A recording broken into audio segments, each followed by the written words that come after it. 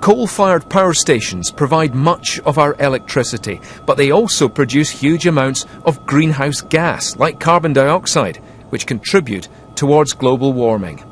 Capturing the carbon and storing it underground could prevent it ending up in the atmosphere. But a competition backed by the UK government to develop this technology has been beset with problems and delays. Now Scotland's leading expert in this field warns much more needs to be done, and fast. Scientifically, I think people are divided into the people who are working on the pure science are depressed that their message is not being heard adequately, and the people who are trying to do something practical, working with industry, are getting quite angry that they're being ignored as well and just parked.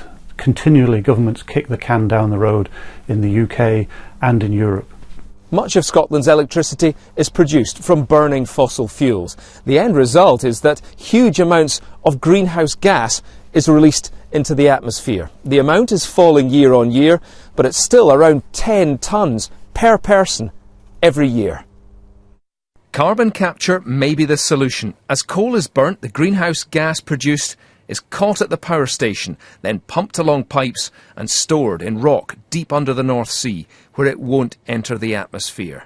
But it's not yet been used at a power station on a commercial scale. Instead, only test systems like this have been tried, with 2 companies now vying for big government contracts.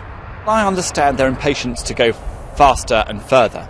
When we came into power, unfortunately, we pretty much had to start again in terms of CCS, but we now have a really strong competition with players wanting to come in and be part of a CCS future here in Great Britain, and I hope that we'll have more news on that very shortly. It could be years before carbon capture technology is in place, and campaigners warn that could spell trouble in the fight against climate change. David Henderson, reporting Scotland.